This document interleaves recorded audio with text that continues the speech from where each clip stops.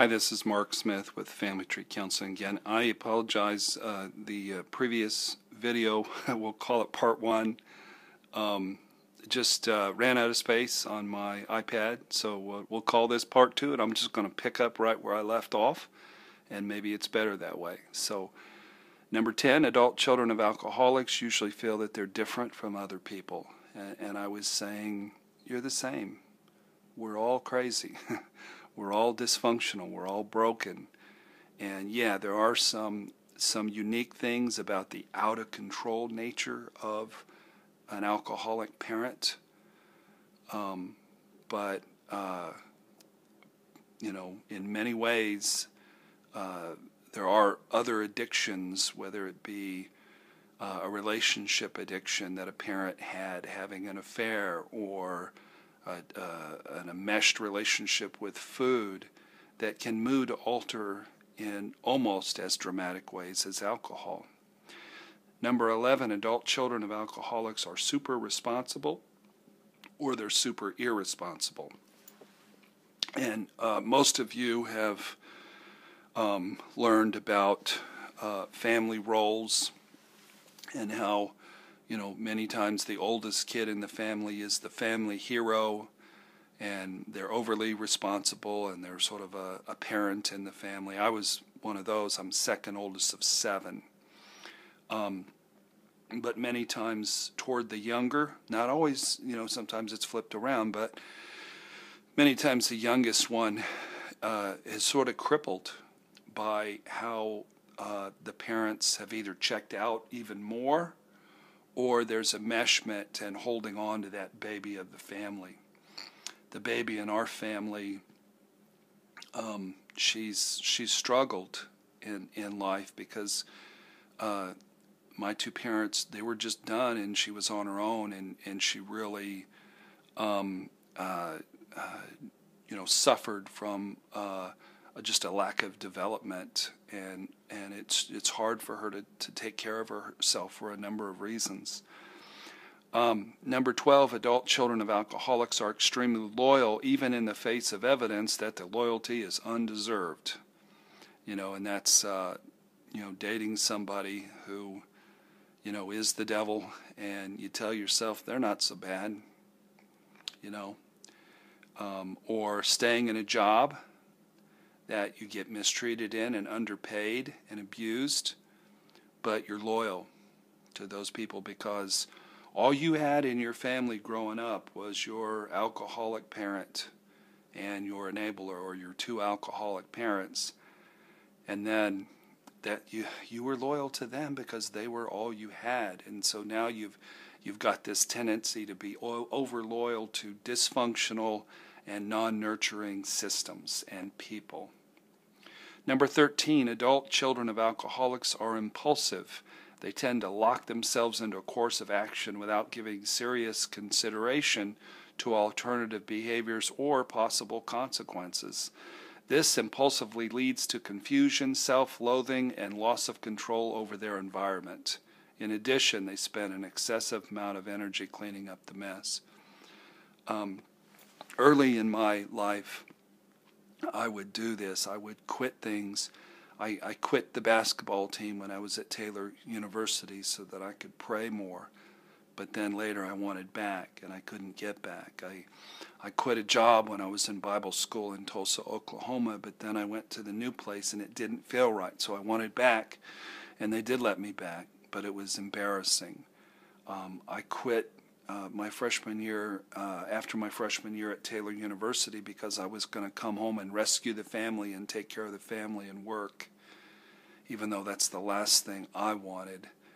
But then it was killing me, and by the end of the summer I did go back to Taylor, but it was embarrassing, and I lost my place on the dormitory hall, and I had a bad place to live, and I was lonely, and I had no clothes, I had no money. So, again, we lack mentors, we lack stability.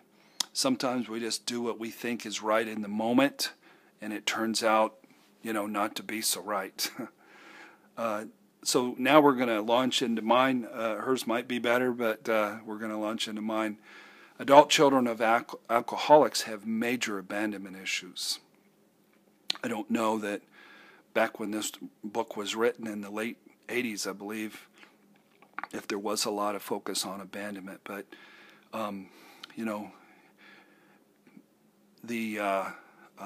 there's a song out, and the lady says, she's singing, I forget who it is, but she says, you chose drugs over me. And, that's what mom and dad did, or, at least one of your parents did, is they chose alcohol over you. And that will create tremendous abandonment because, they're just not present. And one is focused on rescuing the other, and neither are really present for you. And that's severe abandonment. And then in adult life, you'll be highly sensitive to real or imagined distancing by your significant other or by your friends, where somebody says, hey, I can't make it such and such, and it should bother you this much, but it bothers you this much. It's abandonment issues. So I would recommend, I have a book on abandonment called Managing Abandonment Issues Through Recovery. It's on our website, familytreecounseling.com, and it discusses how overreaction to distancing can be very, very painful and very, very messy and very destructive to a relationship. Number 15, adult children of alcoholics have a great deal of anxiety when they have to deal with chaos, disorganization, and disorder. I grew up in a lot of chaos, and I'd like a house. It doesn't have to be clean, it does have to be neat. I want everything in its place at all times. And if I don't have that, then I feel a sense of chaos. And many adult children of alcoholics are sort of neatniks. I joke with my brother, albeit it happened this past Christmas. I'll be at his house on Christmas Day, and we had dinner, and I had a root beer with some Bailey's Irish cream poured in there, and it was tasting mighty good. But I left to go get some dessert, and I came back, and it was in the sink. And I said, dude, I was drinking that, but it was chaos to him. He had to clean it up and get it in the sink. Number 16, adult children of alcoholics grow up and marry alcoholics, drug addicts, and spouses of other addictions who have other addictions like work, food, religion, gambling, television, computers, etc. And that's what I was saying earlier is you think, part of us, originally we thought we can just leave our issues in our childhood, but of course we marry them and we carry them on. And it's a rough system. I've often said when I get to heaven, I'm going to ask God, is there any other way that we could have had people be motivated to heal and work on their childhood issues than to have them instinctively be attracted to and marry the very thing that made them utterly miserable? And I know the answer. God is a loving and a caring God, and He'll say if there was another way, we'd have used it. But this is what we were left to, and it's the only way. So I give a lot of dating advice to people in midlife because they have to go into. I coach them to go into it very slowly, with their eyes open, and as soon as something comes up, bring your new partner in, and we'll get them in recovery, and we'll find out what their family of origin issues, and we'll find out why they married you, and we'll get a lot of work done, whether you end up with them or whether you don't.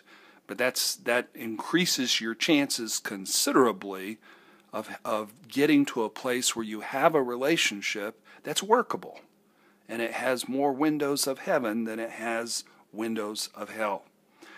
Number 17, Some adult children of alcoholics use humor compulsively to medicate their pain, get acceptance, and to calm the anxiety of others. So one of the earlier ones is adult children of alcoholics are too serious and don't have fun, and this is the mascot in the family roles. Many times it's the youngest in the family. There was a study done, and it was seen that many of the world's great comedians historically have been the youngest child in an alcoholic family. And they learn to be cute, they learn to get attention, they learn to calm the anxiety in the family by being funny, and then they just made a profession out of it. Whereas us older kids, we tend to be rescuers and we become therapists or missionaries or ministers or nurses or teachers or doctors. But I've had several fellows who come to group therapy and they're so funny we don't get any work done. And they have to go out of their way during group to not be funny as part of their recovery process so that they can be serious when it's time to be serious. Okay, number 18, adult children of alcoholics have black and white thinking. And this is very true because, again, you grew up with chaos, you grew up with insanity. You want to hold on to something that's true. It's either black or it's white. It's either good or it's bad. And this whole gray area, we don't like gray. You know, we want to know exactly what's true and what's not true and not futz around with the gray department, you know, because it brings it calms your anxiety that you've carried around your entire life. Number 19, adult children of alcoholics tend to be compulsively rescuing. And so many of the adult children of alcoholics that I work with in midlife go back to school to become counselors, and they become alcohol counselors, drug abuse counselors, marriage counselors, and that's wonderful. But just know what you're being driven by. You know, we grow up and these people, these powerful people who are supposed to be our parents, we see them being, you know, pathetic and weak and overwhelmed, and we just want to take care of them. We want to rise up and quell our own anxiety by parenting our parents and being able to calm them so that we can be calmed. And that becomes a driving factor. I believe rescuing has gotten as many couples together almost as sex has. So if you're a rescuer and you see a wounded bird, the wounded bird seems sort of attractive and intriguing. So that's one of the things you have to work on, is to not be a rescuer, but rather to find your place in your new profession, but really take good care of yourself in the process. And we're at the last one. Many adult children of alcoholics do not allow themselves to admit that they grew up with an alcoholic. So many of my clients that I work with, they downplay the alcoholism. They see it as, you know, dad had a little bit of a temper, or, you know, mom would have cocktails. They'd have cocktails in the evening. But to call it alcoholism, there's a tendency to, really deny who we are and where we came from, because it feels like we're being disloyal to a parent, especially if a parent, died and is deceased. We feel like we're somehow betraying them, and we're not betraying them. I tell people, we're not trying to blame anybody. We're trying to name what in fact did occur in your childhood. That's all. That's all we're trying to do. I tell people, I point to a closet near where we're sitting, and I say, I wish that was a time capsule that I could go sit in and go back in time and have dinner with your family when you were 7. And I'd come back, I'd be able to tell you exactly what the dynamics were with one dinner. But many times people who grew up in a dysfunctional family, they're too close to the forest to even see the trees. So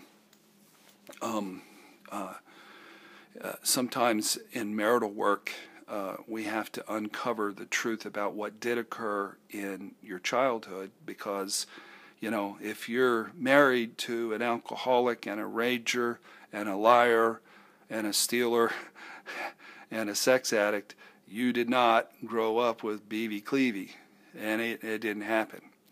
You know, you did not grow up in a healthy home.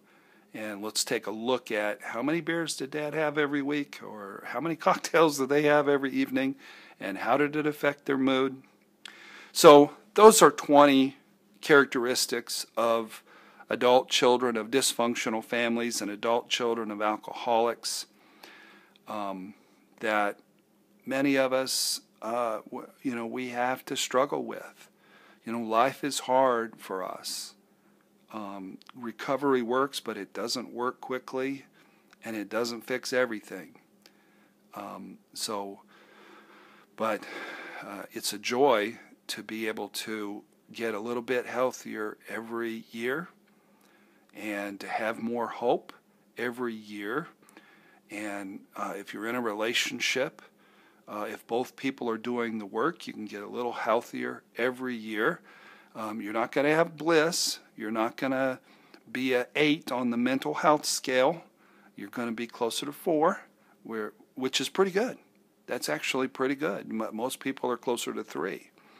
So you do your work, you get close to being a 4 or 4.5, then you're blessed. You're a blessed person. So thank you for watching today. I want to encourage you. We have other ACOA videos on our channel by Jerry Wise, who does amazing work.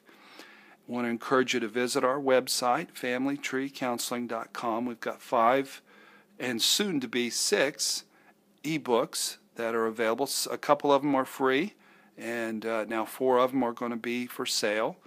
Again, the shame book, Healing Toxic Shame Through Recovery, is going to be out in 2 to 3 weeks, whenever my assistant can get it laid out, and we'll get it up online. So thank you so much for watching the video. You adult children of alcoholics, you are my brothers, you are my sisters, and I'm glad to be in your club. It's a good club filled with good people, and thank you so much for watching, and God bless you.